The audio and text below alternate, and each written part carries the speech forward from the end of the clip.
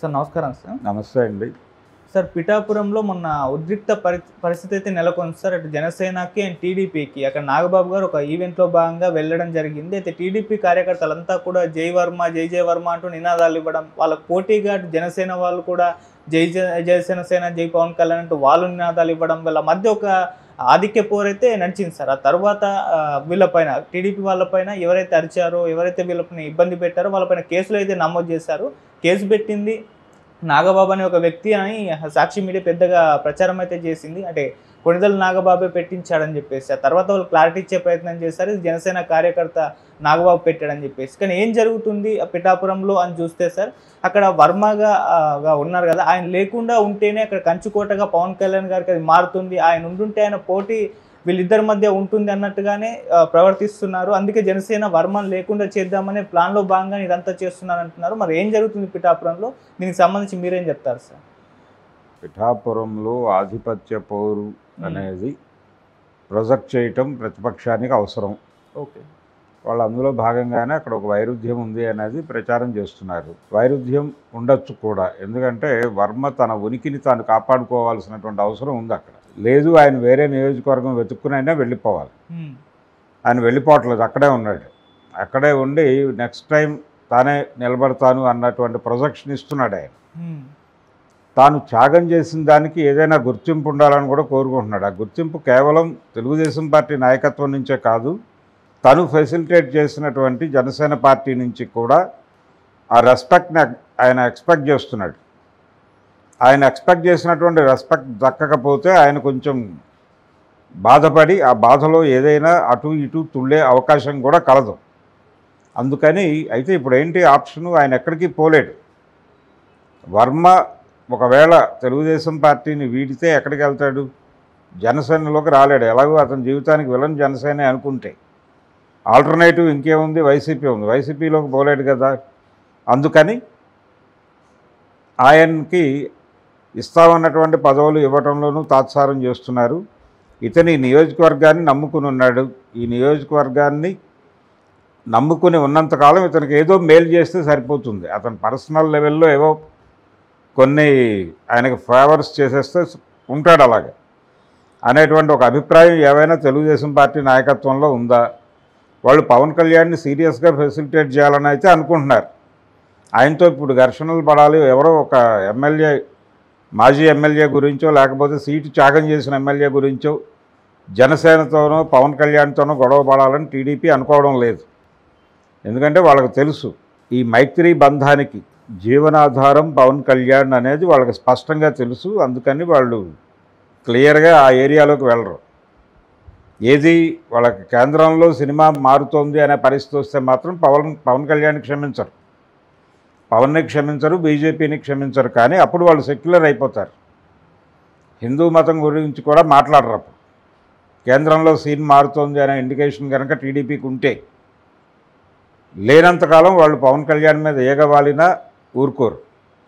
ఆ ఏగ తెలుగుదేశం ఏగైనా సరే చంపేస్తారు.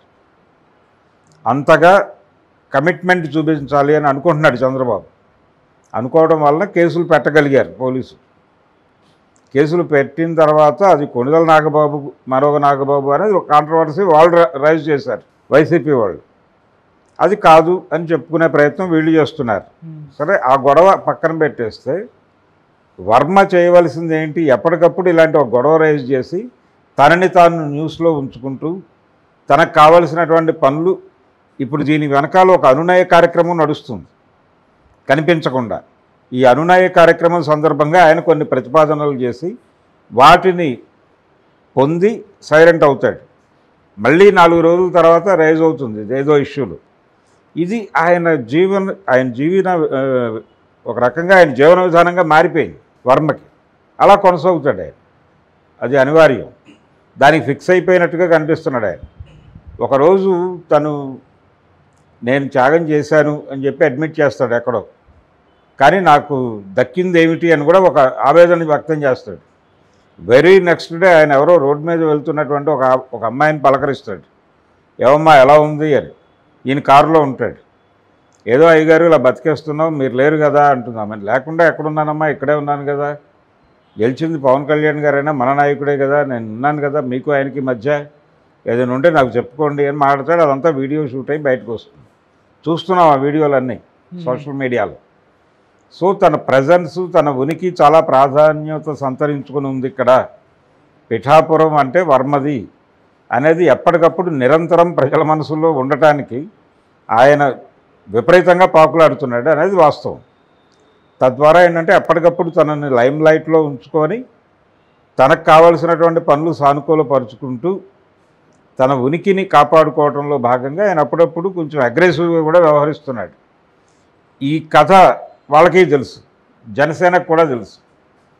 అందుకని జనసేన అధినాయకుడు మాట్లాడాల్సి వస్తే వర్మ గారికి అన్నీ తెలుసు, ఆయన ఎలా చేయాలో ఆయనకి తెలుసు, ఆయన ఏం చేసినా అందరి మంచి కోసమే చేస్తాడు. ఇలాంటి జనరల్ స్టేట్మెంట్ ఏదో ఇస్తాడు ఆయన.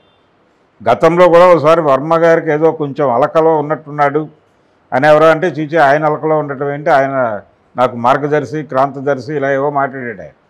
విచిత్రమైన స్టేట్మెంట్లు పవన్ కళ్యాణ్. అదే జరుగుతుంది, అంతకు మించి ఏం లేదు. వర్మ తన ఉనికిని నిలబెట్టుకోవడానికి పడుతున్న కసరత్తు ఇదంతా. ఉనికిని నిలబెట్టుకోవడంతో పాటు దీనికి ఎక్స్టెన్షన్ కోరుకుంటున్నాడు ఆయన.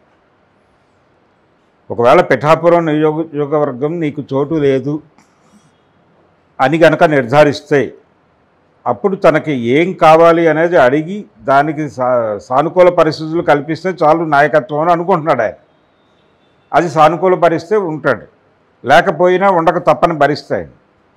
ఎక్కడికి పోలేడు, జనసేనలోకి పోలేడు, వైసీపీలోకి పోలేడు, సిపిఎంఎల్లోకి అంతకంటే వెళ్ళలేడు. కాబట్టి కళ్ళు నవరంధ్రాలు అలా మూసుకుని అక్కడ కూర్చోవడం తప్ప మార్గం లేదు ఆయన. కాకపోతే అప్పుడప్పుడు అలా రైజ్ అవ్వకపోతే తనకు వచ్చేవి కూడా రావు. ఆ వచ్చేవి రాబట్టుకోవడం కోసం పడుతున్న తిప్పల్లా కనిపిస్తోంది. వర్మది నిజంగా దయనీయమైన పరిస్థితి. ఆ పరిస్థితి పగవాడికి కూడా రాకూడదు, ఆయనకు వచ్చింది. ఆయన ఏదో ఆయన కష్టం ఆయన పడుతున్నాడు. ఓకే, ఒకసారి ఆయన టికెట్ రాకుండా ఇండిపెండెంట్గా పోటీ చేసి గెలిచారు. ఆ గెలిచిన తర్వాత టీడీపీలోకి వెళ్ళారు. మరి అటువంటి ప్రయత్నం ఏమైనా చేసే ఛాన్స్ ఉంది సార్? అంటే అది గ్రౌండ్ రియాలిటీ ఎలా ఉంది, గ్రౌండ్ ఫీలింగ్స్ ఎలా ఉన్నాయి అంటే ఓటర్ మూడ్ ఎటుంది అనేది తెలిసిపోతుంది ముందే. రేపు పొద్దున ఒకవేళ పవన్ కళ్యాణ్ మీద ఓటర్కి వ్యతిరేకత ఉంది అని కనుక తెలిస్తాయి, కూటమి పవన్ కళ్యాణ్కి ఆ సీట్ ఇవ్వాలి అనుకుంటే అప్పుడు అలాంటి ప్రయత్నం చేయొచ్చు ఆయన. ఓకే, చేసి ఒకవేళ గెలిచి అసలు అప్పుడు ఎన్నికల్లో ఇదే 11 స్థానాలకి